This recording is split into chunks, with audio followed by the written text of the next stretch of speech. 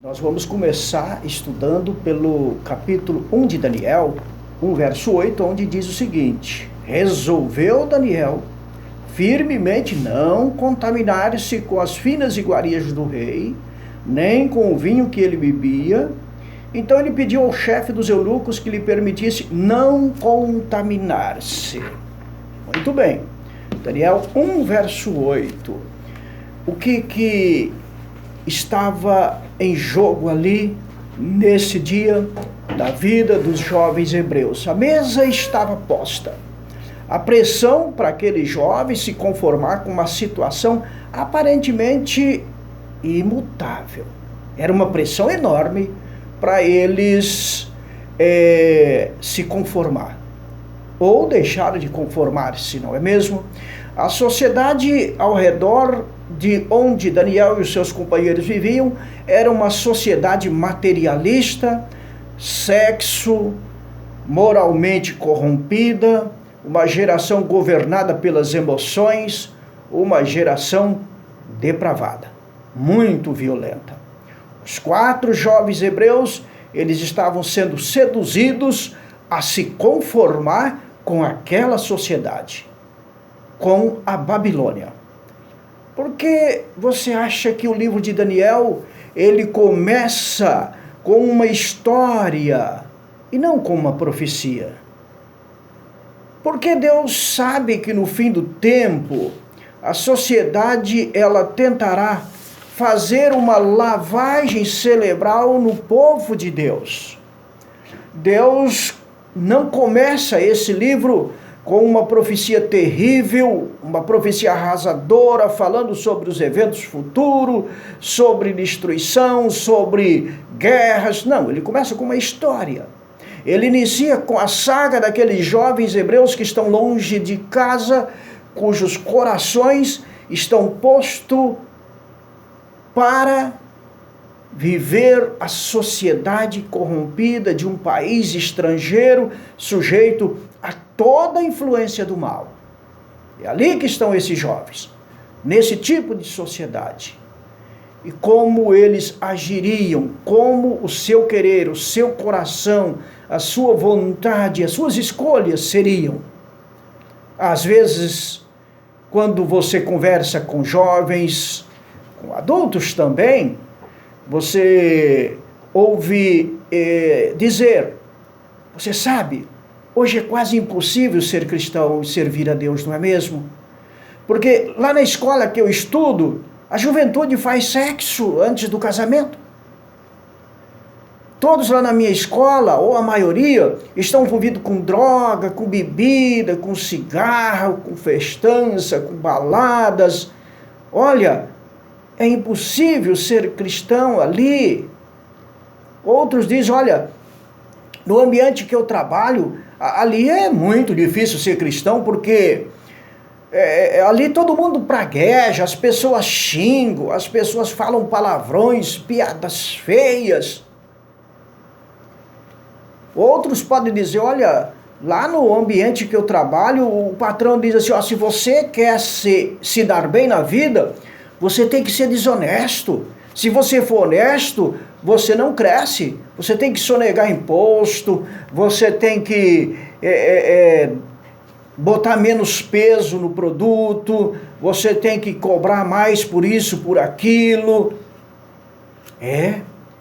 Às vezes a gente ouve muito isso pela sociedade que estamos vivendo. Eu quero entrar na política, mas se eu entrar na política e for honesta, não vai dar certo.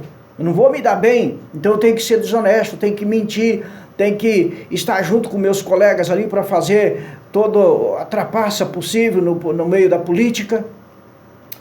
Daniel estava vivendo em uma sociedade corrompida, uma sociedade sem Deus, onde a mente dele e dos seus companheiros poderiam ser deturpada pela corrupção, pela saga babilônica.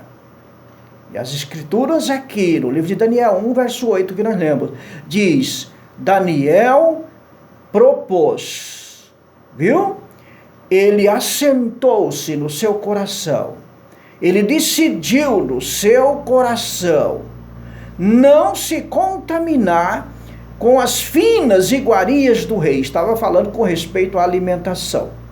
Mas Daniel e seus companheiros, eles propuseram não se contaminar com a falsa adoração, não se contaminar com o ídolo, não se contaminar com o adultério, não se contaminar com a corrupção. Daniel propôs no seu coração. Essa palavra propôs, ou assentou-se, pode ter o sentido, pode não ter o sentido de decidiu, determinou, escolheu. Ele fez uma escolha, eles fizeram uma escolha lá no recôndito do seu coração, recôndito da sua alma. Não nos contaminaremos.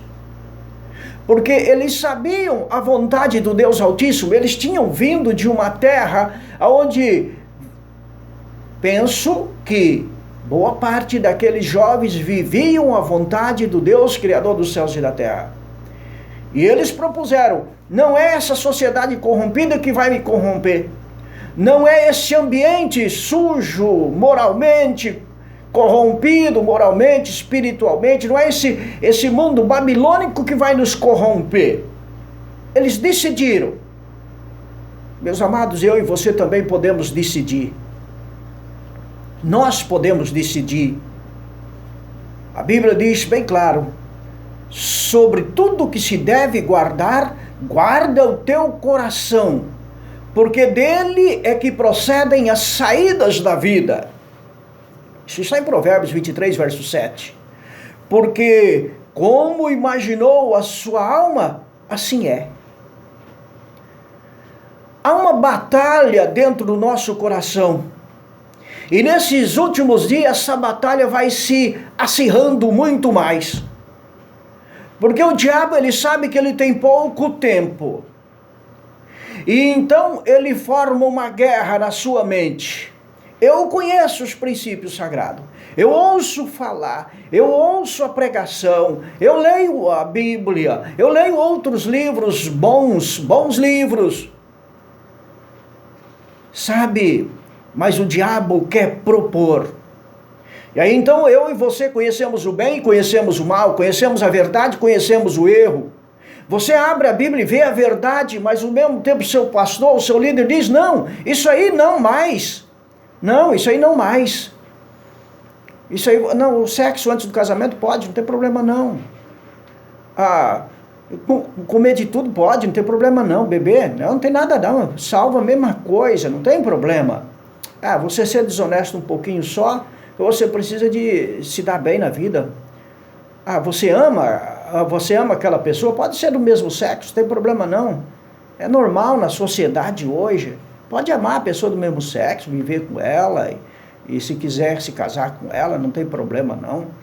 Não pagar o imposto, não pagar, não tem problema não. Você tem uma verdade, mas você tem um erro, você tem uma verdade, você tem uma mentira. Você tem o Deus do bem, você tem o inimigo do mal, Deus da verdade, mas você tem o inimigo da mentira, e é uma batalha na nossa mente, uma batalha. E aí nós temos as redes sociais em mãos, nós temos a televisão em mãos, toda essa mídia que está suja, corrompida, emporcada de coisas imorais. E o diabo usa essas ferramentas todas dessa cultura sem Deus, dessa cultura perversa espiritualmente, para influenciar o nosso processo de pensamento, influenciar a nossa mente, influenciar as nossas emoções, os nossos pensamentos. E como diz o sábio, assim como imaginou a sua alma, assim é. O que você deve guardar, sobre tudo o que se deve guardar, guarda o teu coração, porque dele é que procedem as saídas da vida. O coração aqui não está falando dessa bomba propulsora de sangue, não. Coração aqui é o centro do processo do pensamento, são o intelecto, as emoções. Coração aqui é símbolo da nossa mente, que pensa, que age, porque dela é que provém todos os nossos pensamentos. É da mente. Há uma batalha em nossa mente.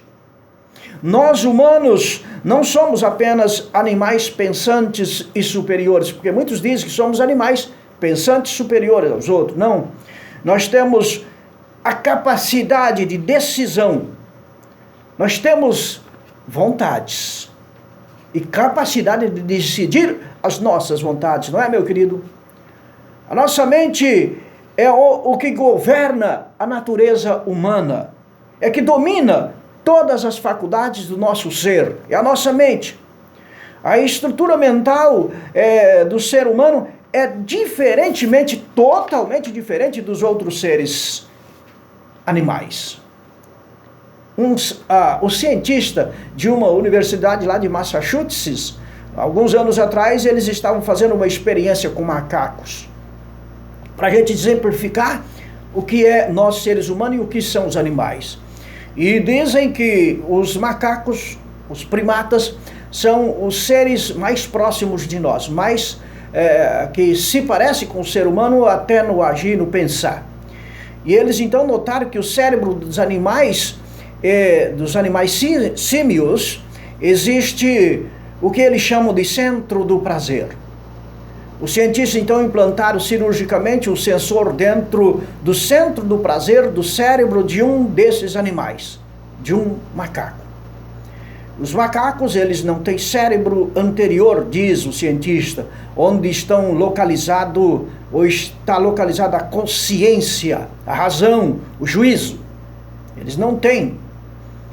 Então esses primatas, eles trabalham em um nível físico e biológico, e não no nível superior da razão ou da escolha. Entende? Eles trabalham, o cérebro deles trabalha em um nível físico e biológico, diferentemente de nós, que trabalhamos em um nível superior de razão e de escolha. Aí, continuando a experiência, os cientistas colocaram então um botão ao alcance do animal para que eles eventualmente pressionassem aquele botão. E eles tinham implantado então vamos dizer, um chip, né? Ali, um sensor no seu cérebro. E agora então colocaram um botão ali onde estava ao alcance dele para que eles pressionassem aquele botão em algum momento. Então, toda vez que o animal apertasse aquele botão, uma simulação elétrica geraria dentro do seu cérebro o prazer. Dava a ilusão a eles do prazer. Daria a ilusão a eles de estar sentindo-se feliz. E então, os macacos, ou aquele macaco, quando ele um momento apertou, ele se sentiu feliz. Ele se sentiu em êxtase. Nossa, que felicidade foi apertar aquele botão. Ele ficou feliz demais. Então os cientistas fizeram o quê? Eles colocaram aquele macaco numa jaula. Eles queriam ver quão forte era o impulso do macaco para ser feliz. Quão eles queriam ver aquele macaco. Se eles reagiriam à felicidade que aquele aparelhinho, aquele sensor provocaria no seu cérebro. Então colocaram o botão na jaula e sabe, o macaco ficou feliz demais. Apertava o botão, saía um pouquinho, voltava, apertava o botão, corria um pouquinho para lá, um pouquinho para cá, vinha e apertava o botão, e eles colocaram dentro da jaula uma fêmea, para ver o que acontecia. Só que essa fêmea não tinha o sensor instalado no seu cérebro. E o macaco nem olhou para a fêmea. Tudo que ele queria era apertar o botão. Nem olhou para a fêmea. Tudo que ele queria era se sentir feliz.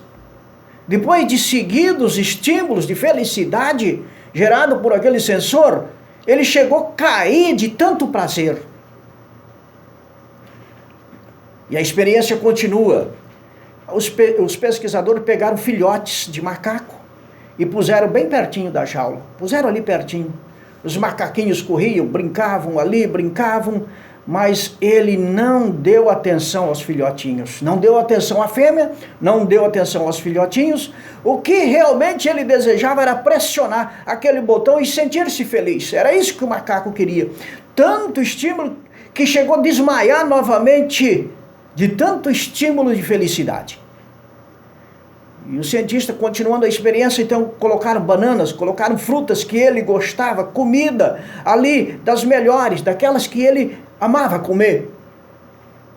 Aquelas frutas que poderiam impressionar. Mas não, o macaco não olhou para as frutas. Tudo que ele queria era apertar o botão da felicidade. E diz o cientista que aquele macaco apertou tanto aquele botão, não olhou para as fêmeas, não olhou para os macaquinhos, não olhou para as frutas. Tudo que ele queria era apertar o botão e sentir prazer.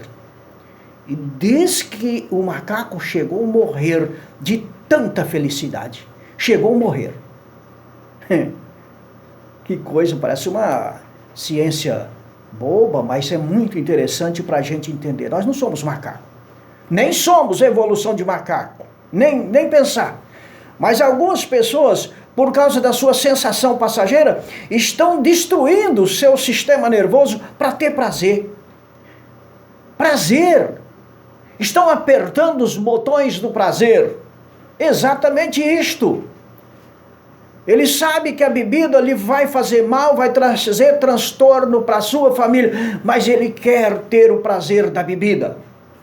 Ele sabe que o sexo fora do casamento vai dar problema. Ele sabe, mas ele quer apertar o botão do sexo fora do casamento. Ele sabe que o cigarro vai lhe causar um câncer. Ele sabe, mas ele quer continuar apertando o botão do cigarro para sentir prazer. Ele sabe que a droga vai lhe trazer destruição física, mental, psicológica, vai jogar ele na rua, mas ele não está nem aí, ele quer continuar apertando o botão das drogas. Ele sabe que a corrupção vai trazer cadeia amanhã ou depois. Ele sabe que o crime do roubo, do furto, do assassinato vai lhe trazer cadeia amanhã ou depois, mas ele quer continuar apertando o botão do prazer. Ele sabe que os botões do prazer estão por aí, mas ele pode tomar uma decisão firmemente, como tomou Daniel e os seus companheiros, de não se contaminar. Amigos, muitos de nós na sociedade que estamos vivendo, estamos apertando os botões do prazer que nos levam à morte. Mas nós temos um sensor instalado pelo próprio Deus em nossa mente, o sensor da escolha. Nós temos que ser capazes de saber escolher entre o bem e o mal, aquilo que nos dá vida ou que nos traz a morte. Daniel tomou a decisão. Não é o ambiente em que vivemos que vai nos fazer melhores ou piores se nós tomarmos a decisão. Não são os nossos amigos, não são as luzes do mundo, não é a Babilônia. É eu que tomo a decisão, é você. Está na sua mente, meu amado. Está na sua mente. E o Espírito Santo está aqui, aí onde você está, ensinando, lutando para que você tome decisões acertadas, como Daniel e os seus companheiros. E Daniel, meus amados, ele propôs em seu coração a não se corromper, a não se contaminar com as finas iguarias do rei. Muitas pessoas dizem assim: tá vendo? Comer, beber, não tem nada a ver, nada a ver. Muitos falam, né? Ah, Deus não se importa com isso não, nós temos que ser felizes, vamos comer e beber, vamos lá, vamos farrear. Tudo bem, a decisão é sua. Só que uma coisa nós temos que entender,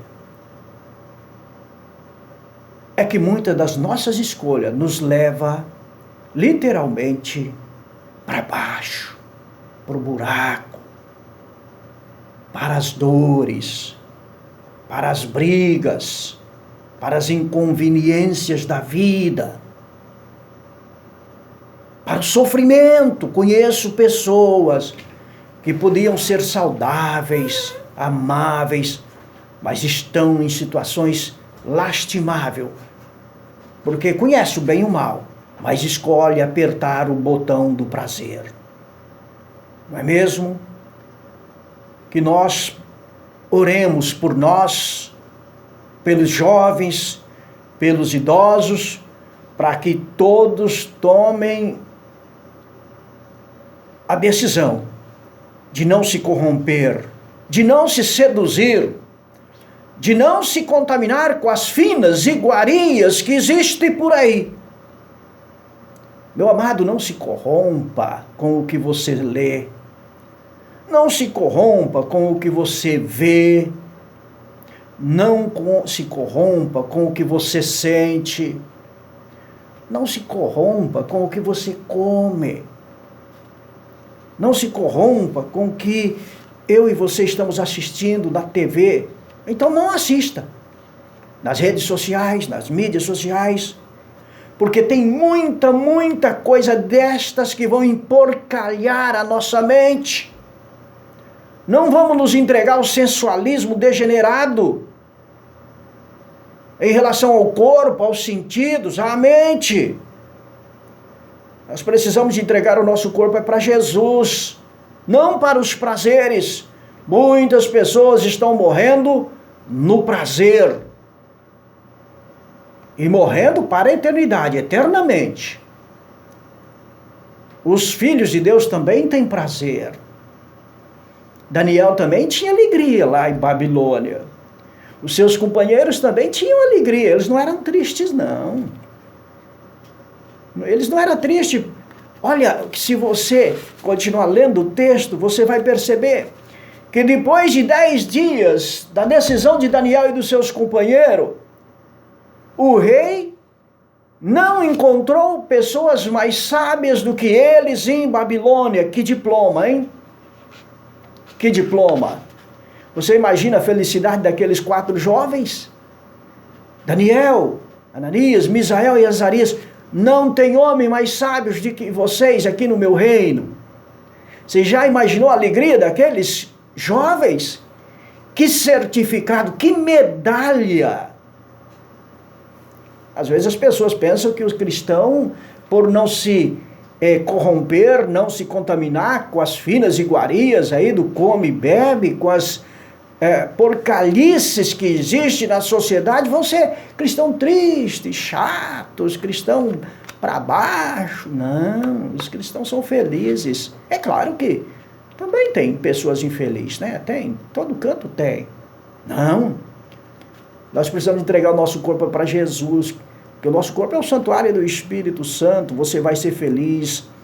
Deus está procurando homens e mulheres, meus amados, que tenham uma paixão em seu coração pelo que é reto, justo, bom, tudo que é amável, tudo que é justo, como diz Paulo, né?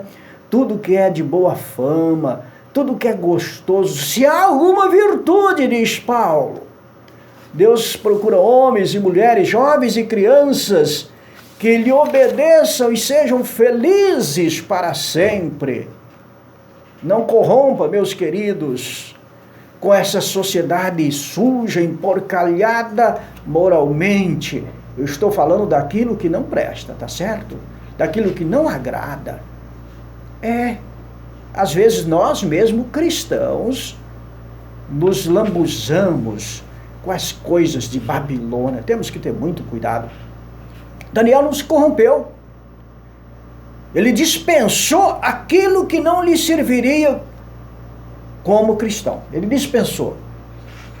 Ele não quis, decidiu, propôs, não vou me contaminar. E aí o chefe dele tirou, né, aquele cardápio do rei. Provavelmente ele tinha carne oferecido a ídolos, bem provável que tinha oferecido aos ídolos de Babilônia, carnes. Provavelmente ele tinha carnes imundas. Eu imagino que ali tinha muita carne de porco, carne de rã, carne de peixes de couro, carne de todo tipo de animal imundo. A Bíblia fala sobre isso. Ali tinha o vinho alcoólico e outras tantas iguarias que lá na terra de Canaã, onde eles moravam, lá em Israel, lá em Jerusalém, eles não comiam. Não, os judeus não comiam. Porque eles tinham aprendido na Bíblia Sagrada, não comer aquilo que era imundo. Está aí na Bíblia, não sou eu que falo não. Está lá, Daniel tinha aprendido. E ele disse, não, eu não quero isso. Só me dê água e legumes, tá bom demais para mim. Ele e os seus 3 companheiros, água e legumes. E o chefe ficou preocupado, nossa, mas se eu fazer isso com vocês, daqui a uns dias vocês vão estar magrinho, feio, amarelos. Não pode, aí eu que vou ser punido. Eles disseram, não, chefe, experimenta-nos por apenas 10 dias. Se não der certo, a gente vai comer o que vocês têm aí. Meus amados, e você sabe a bênção que foi. Ali eles passou a alimentar-se só de água, de legumes, frutas, verduras, eu imagino, né? Percebeu? Ele assentou-se no seu coração não se contaminar. Ele está falando aqui com relação à comida, mas ele não se contaminou, resolveu não se contaminar com nada daquilo que desagradava a Deus. Ok? Nada. Principalmente em relação ao corpo, ao templo do Espírito Santo. Principalmente a alimentação. Meus amados, e sabe o que aconteceu no final dos 10 dias? Eles estavam mais bonitos, eles já eram jovens bonitos, mas eles estavam muito mais bonitos do que eram. Eles estavam jovens, fortes, saudáveis, esbelto. Que coisa! E a Bíblia diz que o rei foi fazer uma entrevista com eles e não achou jovem mais saudável, mais inteligente do que eles em todo o reino. Que coisa, meus amados! Sabe, a não ser que você permita, tá? Permita a Deus retirar a maledicência, a imoralidade, o ciúme, as raivas da sua vida. A não ser que Ele retire o que está errado em mim, em você. Amigo, se Deus não retirar, a bênção que precisamos não virá. Nós temos que permitir que Deus arranque aquilo que está sujando a nossa alma, sujando a nossa vida, que Deus, é só Deus para arrancar isso de dentro de nós, essas coisas que desagradam a Deus, só Ele. E tem uma coisa, quando você permitir que Deus arranque essa raiva, esse ódio, essa maledicência, esse orgulho, essa ambição, essa loucura, essa corrupção, quando você permitir que Deus arranque essas alimentações, a bênção virá como veio sobre Daniel e os seus companheiros. Do contrário, a bênção que precisamos não virá. Isso mesmo. Tem pessoas que estão orando, clamando a Deus para curar ele de um câncer, mas continua bebendo, continua fumando, continua usando droga. Tem gente que ora para que Deus tire a raiva, o ódio dele, mas continua comendo depravadamente. A alimentação desregrada, desorganizada, ela produz raiva. Ela embota os nossos pensamentos, suja o nosso pensamento. Como é possível obter grandes bênçãos de Deus se nós estamos com o nosso templo todo poluído? Com alimentação, sim. Com imoralidade, sim. Como que nós vamos esperar a bênção de Deus? O que é que está me separando de Deus? O que Ele está lhe separando de Deus? Que empecilho precisa de ser removido da sua vida hoje para que você seja cristão, seja fiel, seja abençoado? Pode ser que você não receba a bênção que você está pedindo, porque você não removeu do seu coração aquilo que precisa de ser removido. Você não deixou Deus remover. Nós não vamos conseguir remover, mas Deus vai. Você quer alguma coisa, mesmo que seja financeiro, mas tem algo dentro do meu e do seu coração que Deus não pode dar o financeiro que eu quero, porque senão aquilo vai me destruir, vai me fazer mais orgulhoso, vai me fazer mais isto ou mais aquilo. Então Deus não pode dar. Então Deus precisa de limpar esse ser humano, fisicamente, limpar a nossa mente, para que Deus possa derramar as bênçãos. O que é que está lhe separando de Deus? É o ódio? É a raiva? É o orgulho? É o querer ser grande mais do que os outros? É querer ser melhor do que os outros? É a inveja, é o ciúme, é a comedeira, bebedeira? São as depravações. Deus não pode dar a bênção que você precisa se nós não permitirmos que Ele limpe, que Ele pegue esse vaso sujo e lave ele. Há 2 passos que você pode dar para receber as bênçãos de Deus. Primeiro, decida, proponha agradar a Deus em todas as situações. Daniel resolveu agradar a Deus. Diga firmemente: eu tomo a decisão de abandonar isso, de abandonar aquilo. Meu Deus, me ajude, por favor. Eu não vou fazer nada, Senhor, que desagrade a Ti. Você pode iniciar o caminho do sucesso hoje, se você propor, como Daniel propôs. Segundo, permita que Deus retire os obstáculos da sua vida, que Deus coloque o seu dedo em você, a sua mão em você. Não importe quanto vai doer, deixa Deus pôr a sua mão em você. Se tem que doer, deixa doer.